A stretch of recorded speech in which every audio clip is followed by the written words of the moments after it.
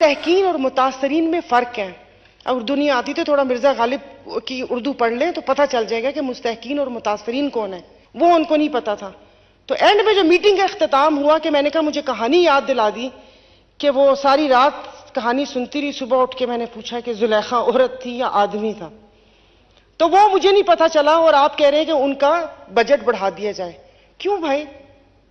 सैलाब का रोना रोते रहते हैं, क्यों नहीं हम लोगों ने चले ठीक है वहां पर माहौलियाती तब्दीली का वो था, लेकिन क्या इसमें हमारी गलतियां नहीं थी? उठ के तो हमने तो नहीं किया, हम तो यहां पर नाच गाना कर रहे थे, लाइटें लगाई हुई थी, हम तो जश्न आजादी अपने आप को जिंदा कौन साबित करना था। और अभी आइन की तकरीबात हो रही थी। मुझे आइन के शुरू वाले में बता दे मेरा बुनियादी हक क्या है जो मुझे मिला है। मुझे बता दे, मुझे कोई भी बता दे कि मोर एक बुनियादी हक मुझे बता दे जो मुझे मिला हो, कि जो मैंने तालीम सही, मुझे रियासत ने तालीम का हक दिया हो कि जो मैंने तालीम हासिल की हो। मुझे रियासत ने सेहत का हक दिया हो कि मैं जाके किसी सरकारी अस्पताल से इस रियासत के उस पर कि हाँ उस रियासत को मैं टैक्स देती हूं, उसने मुझे ये हक दिया हो। हक तो कोई नहीं है, तो गोल्डन जुबली क्यों मना रहे थे? इससे अच्छा तो सुल्तान गोल्डन की बरसी मना लेते। आई डोंट नो जिंदा है, अल्लाह उनको अगर हैं तो सॉरी। तो बस ये 2-3 PIA का भी, अच्छा पेट्रोल का, पेट्रोल आ रहा है, पेट्रोल मतलब आप सोचें इंसाफ का। इंसाफ से याद आया कि सब कुछ मैंने सोचा, मैंने कहा बड़ी धुआंधार करूंगी। फिर मैंने सोचा, मैंने कहा मुझे तो कहा गया है कि सब्र करो। तो फिर अब जब वहां से मुझे आ गया कि सब्र करो, हम तो कोई काम नहीं करने के, हम तो अभी छुट्टियों पे जा रहे हैं, तुम्हारे खून पसीने की कमाई से मैं पेंशन भी लूंगा और मैं वो भी लूंगा। तुम यहां पर बकवास करती हो, करती रहो, लोगों से गालियां खाती हो, खाती रहो। फेसबुक ट्विटर पे जो कोई गलत बात कर दो उस पर मेरी माँ बाप का शजरा भी निकाल कर गालियां दे देते हैं। तुम मरो 1,68,000 रुपए लेके, मैं तो 15 लाख रुपए लूंगा, लेकिन सब्र तू करेगी, मैं नहीं करूंगा और ना मैं कुछ कर सकता हूं। तो जो पेट्रोल है, मतलब जो है आप V8 में डलवाते हैं वही कीमत, कोई रिक्शे में डलवाए वही कीमत। ये कोई समझ आने वाली बात है? ये कोई समझ में आने वाली बात है? जिसका डिफेंस में 1000 गज का बंगला है वो भी वही यूनिट दे, और जो गुलिस्तान जौहर राबिया सिटी के खोली में रहता है वो भी वही यूनिट दे। मतलब चना बो के और आप सब लोग बैठे हुए कि अब इसमें से गंदम उगेगी। कोई तो एहसास कर ले कि वो कहते हैं ना कि वफा के खूगर वफा करेंगे ये तय हुआ था, वतन की खातिर जिएंगे मरेंगे ये तय हुआ था, बवक्ते हिजरत जो कदम उठेंगे सुए मंजिल तो बीच रास्ते में ना दम लेंगे ये तय हुआ था। और मेरे भाई यहां पर नहीं बैठे हुए थे, नहीं बैठे हुए, वरना बोलती कि तमाम देरीना निस्बतों से गुरेज करके नए वतन को वतन कहेंगे ये तय हुआ था। चूरन नहीं बेचना था महाजर का। और किसी भी उलझनों में रहबरों की रजा से पहले, किसी भी उलझन में रहबरों की रजा से पहले अवाम से इज़्न आम लेंगे ये तय हुआ था। जिस वक्त वहां से हिजरत की थी ना, अपना घर बार सब कुछ छोड़कर आए थे, हम लोग भी उसी में शामिल हैं। आपको, मुझे नहीं पता कि यहां पर कितने लोगों को उस दुख का एहसास है या नहीं है। जाहिर है जो है उनको वह एहसास होगा कि नानाबू ने दाल नहीं खाई थी, क्योंकि उस घर में, उस आंगन में सौंधी सी दाल पक रही थी। और जिस वक्त वो अपना घर बार छोड़कर वहां से निकले थे कि चलो इस नए मुल्क में जाएंगे जहां पर हमें सब कुछ मिलेगा, लेकिन यहां आके पता चला कि ये तो मुल्क स्टार्ट ही नकली क्लेम और नकली जातों से शुरू हुआ था। कोई सिद्दीकी बन गया, कोई सैयद बन गया, कोई क्या बन गया। तो इस सही डायरेक्शन में इस मुल्क को ले जाएं। मुल्क हमारा है। और 12 वही बात है कि मुझे यहां पर बार बार कुछ तजदीद मोहब्बत करने की जरूरत नहीं है कि मैं बार बार जिक्र करूं कि मैं अपनी मुल्क के इदारों से, अपने मुल्क के शहरी, अपनी अफवाज पाकिस्तान से, स्पीकर साहब अभी कोई खुदा ना खास्ता कोई ऐसी बात हो ना, तो मेरे में इतने गट्स हैं कि मैं इनके ऊपर चलने वाली गोली मैं अपनी छाती पर खा सकती हूं, मैं अपनी किसी भी उसको वो नहीं वो कर सकती। लेकिन बार बार तजदीद वफा की उसकी जरूरत क्यों पड़ती है?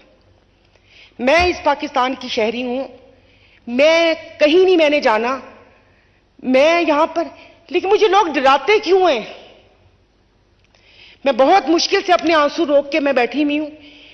पिछले 25 दिन से जिस बंदे को देखो वो डरा रहा है। मैं इस मुल्क में नहीं रहती क्या? मुझे अपने मुल्क से प्यार नहीं है? एक ट्वीट कर दूं उसके ऊपर कहते हैं कि ये क्या कर दिया तुमने, तुम्हें अपना ख्याल नहीं है। कौन करेगा मुझे कुछ?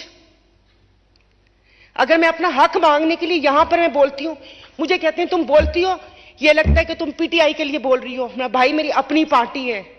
अगर मैं अपने कहे की जिम्मेदार हूं, जो तुम लोगों ने समझा है, मैं उसकी जिम्मेदार नहीं हूं।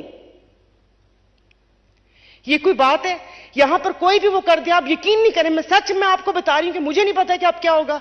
कि जिस वक्त ये हालात चल रहे थे और मैं अपनी एक दोस्त से मिलकर आ गई थी, क्योंकि ये सब चीजें से मुझे डराया मेरे ही साथियों ने। पूरी रात में डरती रही कि खुदा जाने कौन लात मार के दरवाजा खोलकर अंदर आएगा।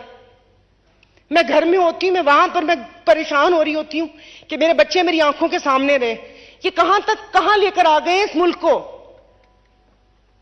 कि मैं यहां पर बैठकर हम लोग क्या करें? मैं अपनी क्या कलाई काटूं, क्या खून से लिख के दूं कि मैं मुहब्बे वतन हूं? मैं अपने किसी भी फौजी या किसी भी सिपाही के ऊपर मैं अपनी जान निसार कर सकती हूं, लेकिन बोलने का हक यहां पर बैठे हुए हर चीज उनसे क्यों जोड़ देते हैं कि अगर कोई हक की बात करो तो वहां पर वो कर दें। मेरा ताल्लुक बॉर्डर के इलाके से, वहां पर एफएफसी है खाद की। सर ये तो एक बेसिक जरूरत है ना कि अगर कोई फैक्ट्री लगी है तो आपने वहां पर कोई फिल्टर प्लांट लगाना है कि पानी अंदर ना जाए, वो पानी जहरीला ना हो। मेरे घर के 6 लोग कैंसर से इंतकाल हुए, 7वां अभी पेशावर में एड़ियां रगड़ रहे हैं। मुझे नहीं पता क्या होगा, लेकिन जिस वक्त मैं यहां पर आई थी मैंने कहा अच्छा मैं ये इशू उठाऊंगी। किसी ने कहा चुप, इसके बारे में नहीं बोलना। तो इसके बारे में क्यों ना बोलूं? ये तो एक मैं क्या कह रही हूं? मैं तो ये कह रही हूं कि भाई वहां पर कोई अस्पताल होना चाहिए, वहां पर कोई फिल्टर प्लांट होना चाहिए था कि लोग मरे ना, कि 99.9% जिगर की बीमारियां हेपेटाइटिस वहां पर ना हो, जो कि बढ़ के आगे जिगर का कैंसर बनता है। मैं क्यों नहीं बोल सकती? आप मुझे बताएं। पाकिस्तान की शहरी हूं ना, आइन मुझे हक देता है बात करने का। मैं किसी पे कीचड़ तो नहीं उछाल रही, मैं किसी पे उंगली तो नहीं उठा रही, मैं क्यों नहीं बोल सकती? अब यकीन नहीं करें, अभी भी वहां पर बैठी मतलब मुझे समझ नहीं आ रहा था, बार बार पानी पी रही थी कि मेरा कोई ब्लड प्रेशर या वो काबू में रहे, कि यहां पर आके बैठ के मैं यहां खड़ी होकर मैं चीखना ना शुरू कर दूं। मेरा मुल्क है, मुझे अपने मुल्क से प्यार है, मुझे अपने मुल्क के हर बाशिंदे, हर अवाम, जो एक बेचारा जो बच्चों के लिए मजदूरी कर रहे हैं ना, ये आटे की बोरी कंधे पे उठा के, ये जो जूड़िया बाजार में चले जाए, जो बूढ़े बूढ़े वजन उठाते हैं, मुझे उससे भी प्यार है। लेकिन आप मुझे बताएं मुझे क्या करना पड़ेगा? मुझे बताएं मैं क्या करूं कि मुझे यहां पर ये मुझे डराए ना। 25 दिन से डराया हुआ इन लोगों ने, हर किसी को डराया हुआ है। फोन पे बात करती, किसी से रखो फोन पे बात नहीं करो। अरे फोन पे बात ना करूं तो क्या करूं मैं? क्या किसी से बात नहीं कर सकती? तो मैं यहां पर कहना चाहती हूं कि भाई मुहब्बत वतन है। मेरी पार्टी को तो इन सब लोगों ने बोला हुआ कि तुम लोग तो उनकी गोद में बैठे हुए हो, तुम लोग तो प्रो फेडरेशन हो। हमने तो कुछ नहीं बोला, तो कम से कम खुदा के वास्ते ना डराएं मुझे। मैं अकेली, मेरे बच्चे हैं, मत डराएं मुझे। अगर मैं बैठकर ऐसे कोई ट्वीट कर देती हूं या कोई बात मैं कर देती हूं तो उसका मतलब इस्लाह होता है। ये नहीं मैंने बोला कि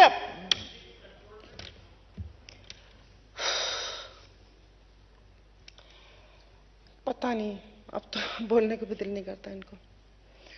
तो स्पीकर साहब, जहां मुल्क की हालत है, चलें ठीक है, रोटी बिजली गैस सबकी परेशानी सह लेंगे, कोई बात नहीं।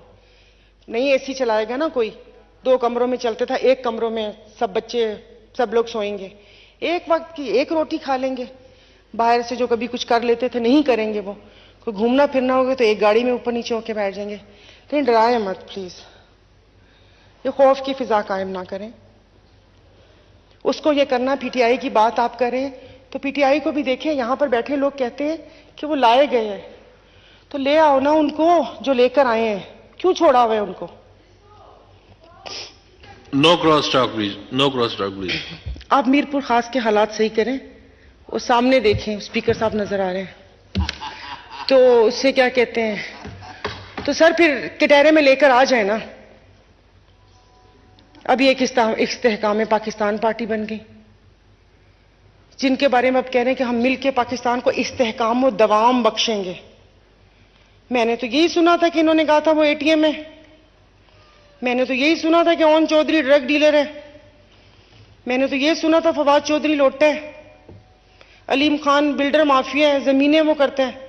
तो ये सब कैसे इस्तेकाम बख्शेंगे? मुझे भी तो बताएं ना, मुझे भी तो बताएं ना कैसे इस्तेकाम बख्शेंगे? कि वो अभी पता चला किसी पीसीबी के चेयरमैन पे हो रहा था, उनकी फैक्ट्री सील कर दी। मुझे उस दिन पता चला कि उनकी शुगर मिल है। सारा सेनेट तो बिल्डर से भरा हुआ है, टोबैको माफिया भी उधर है। आज यहाँ बात कर रहे थे टोबैको की, तो मैंने कहा शायद पता नहीं लड़ाई हो गई है उनसे। बिल्डर्स, कॉन्ट्रैक्टर सब मौजूद है वहां पर। तो फिर कल को यहां पर भी आ जाएंगे। जो करना है कर लें, क्योंकि जो भी अगर आप सही करेंगे या गलत करेंगे उसका हिसाब आप लोग खुद आप देंगे। कोई, क्योंकि वो एक जजमेंट डे भी आएगा ना, और वहां पर तो कोई खुफिया वो चीज भी नहीं वो हो सकती, ना कोई सिफारिश कर सकता है, ना रिश्वत चलती है वहां पर। वो आप जाने और आपका काम जाने। लेकिन यहां पर जिस वक्त जो जिंदा है ना, उनको थोड़ा सा जिंदा रहने देते। मैं इस पाकिस्तान की शहरी हूं, लेकिन मुझे लोग डराते हैं कि बंदे को देखो वो डरा रहा है। एक ट्वीट कर दूं उसके ऊपर कहते हैं कि ये क्या कर दिया तुमने, तुम्हें अपना ख्याल नहीं है। पूरी रात में डरती रही कि खुदा जाने कौन लात मार के दरवाजा खोलकर अंदर आएगा। भाई मुस्तहकीन और मुतासरीन में फर्क है। अगर दुनिया आती तो थोड़ा मिर्जा गालिब की उर्दू पढ़ लें तो पता चल जाएगा कि मुस्तहकीन और मुतासरीन कौन है। वो उनको नहीं पता था।